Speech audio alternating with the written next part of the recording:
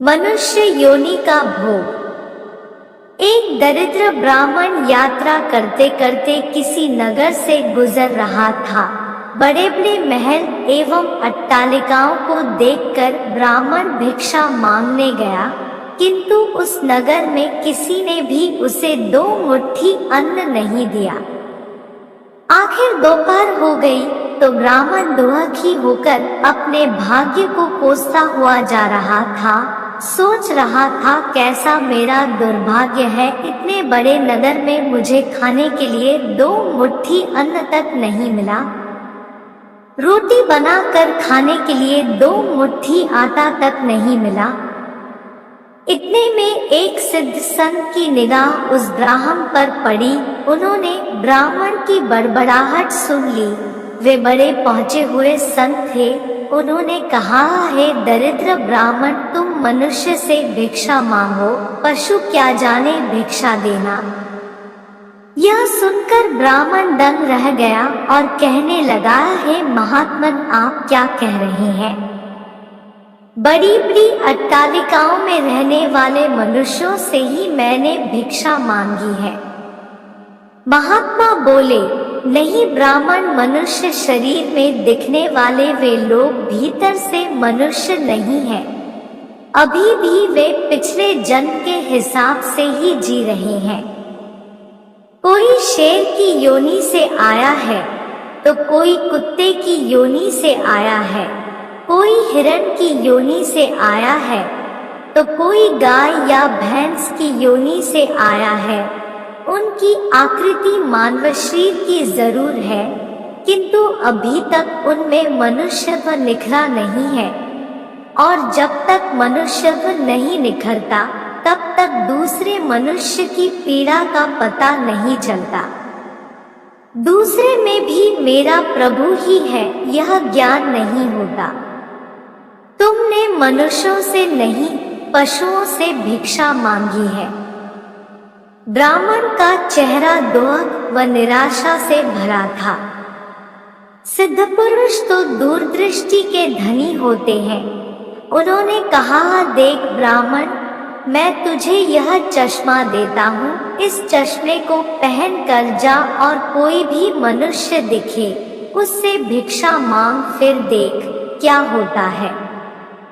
वह दरिद्र ब्राह्मण जहाँ पहले गया था वहीं पुनः गया और योग सिद्ध कला वाला चश्मा पहनकर गौर से देखा।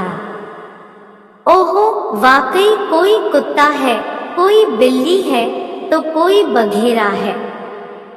आकृति तो मनुष्य की है, लेकिन संस्कार पशुओं के हैं। मनुष्य होने पर भी मनुष्यत्व के संस्कार नहीं है। घूमते घूमते वह ब्राह्मण थोड़ा सा आगे गया तो देखा कि एक मोची जूते सिल रहा है। ब्राह्मण ने उसे गौर से देखा तो उसमें मनुष्यत्व का निखार पाया। ब्राह्मण ने उसके पास जाकर कहा, भाई तेरा धंधा तो बहुत हल्का है और मैं हूँ ब्राह्मण, रीति रिवाज एवं कर्मकांड को बड़ी चुस्ती से पालता हूँ। मुझे बड़ी भूख लगी है, इसीलिए मैं तुझसे मांगता हूँ, क्योंकि मुझे तुझमें मनुष्यत्व दिखा है। उस मोची की आंखों से टप टप आंसू बरसने लगे। वह बोला, हे प्रभु, आप भूखे हैं। हे मेरे भगवान, आप भूखे हैं।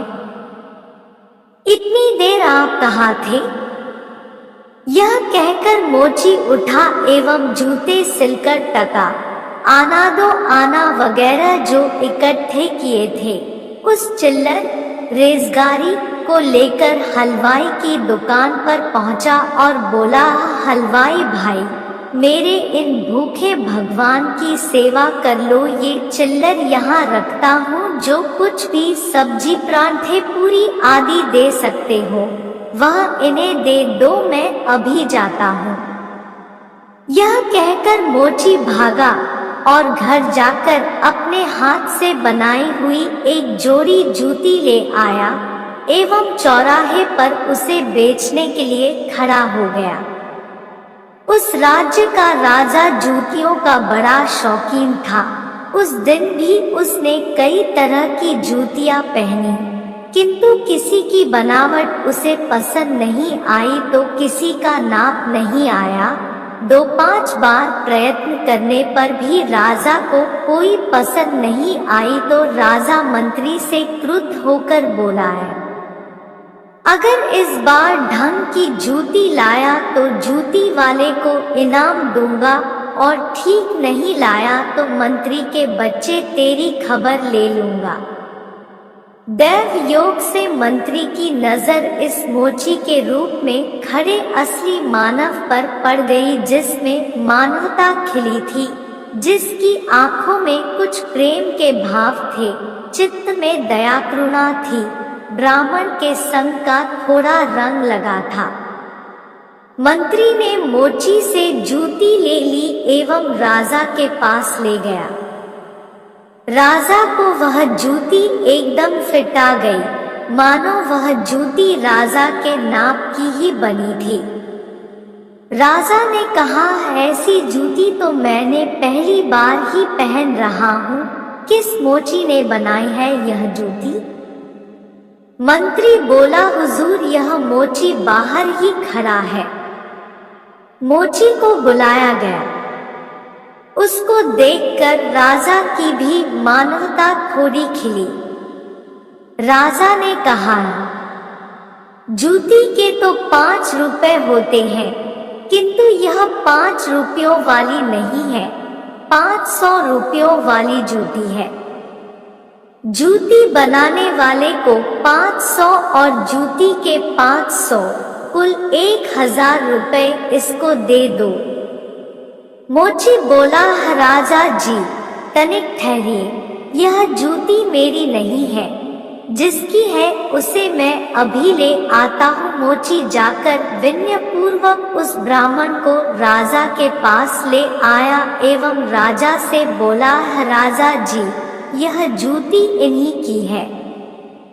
राजा को आश्चर्य हुआ, वह बोला, यह तो ब्राह्मण है, इसकी जूती कैसे? राजा ने ब्राह्मण से पूछा तो ब्राह्मण ने कहा, मैं तो ब्राह्मण हूँ, यारा करने निकला हूँ। राजा, मोची जूती तो तुम बेच रहे थे, इस ब्राह्मण ने जूती कब खरीदी और बेची? मोची ने कहा, राजन मैंने मन में ही संकल्प कर लिया था कि जूती की जो रकम आएगी वह इन ब्राह्मण देव की होगी। जब रकम इनकी है तो मैं इन रुपयों को कैसे ले सकता हूँ, इसीलिए मैं इन्हें ले आया हूँ। न जाने किसी जन्म में मैंने दान करने का संकल्प किया होगा और मुकर गया होऊंगा, तभी तो यह मोची का चोला मिला है। अब भी यदि मुकर जाऊं तो न जाने मेरी कैसी दुर्गति हो। इसीलिए राजन ये रुपए मेरे नहीं हुए। मेरे मन में आ गया था कि इस जूती की रकम इनके लिए होगी, फिर 5 रुपए मिलते तो भी इनके होते और 1000 मिल रहे हैं तो भी इनके ही है। हो सकता है मेरा मन बेईमान हो जाता, इसीलिए मैंने रुपयों को नहीं छुआ और असली अधिकारी को ले आया। राजा ने आश्चर्यचकित होकर ब्राह्मण से पूछा, ब्राह्मण, मोची से तुम्हारा परिचय कैसे हुआ?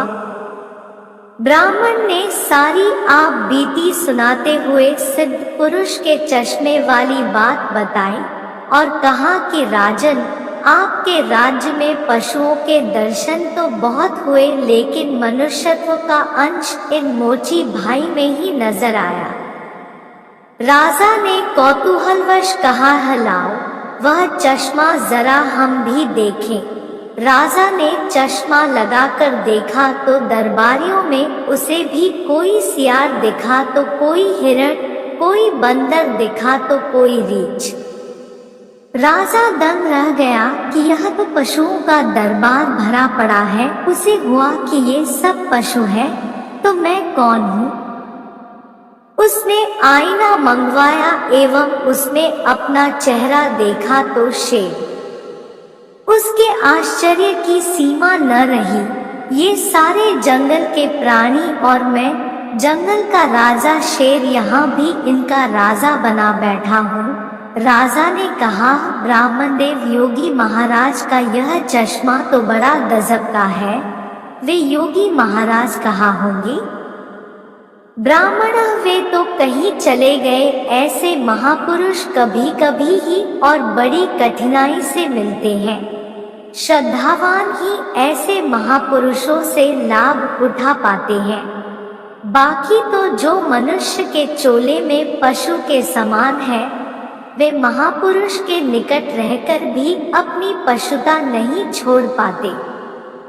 ब्राह्मण ने आगे कहा, राजन, अब तो बिना चश्मे के भी मनुष्यत्व को परखा जा सकता है। व्यक्ति के व्यवहार को देखकर ही पता चल सकता है कि वह किस योनि से आया है।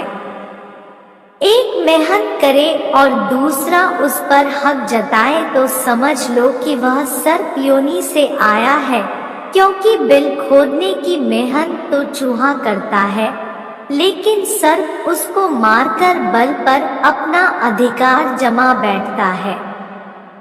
अब इस चश्मे के बिना भी विवेक का चश्मा काम कर सकता है। और दूसरे को देखें, उसकी अपेक्षा स्वयं को ही देखें कि हम सर्प योनि से आए हैं कि शेर की योनि से आए हैं, या सचमुच में हम में मनुष्यता खिली है।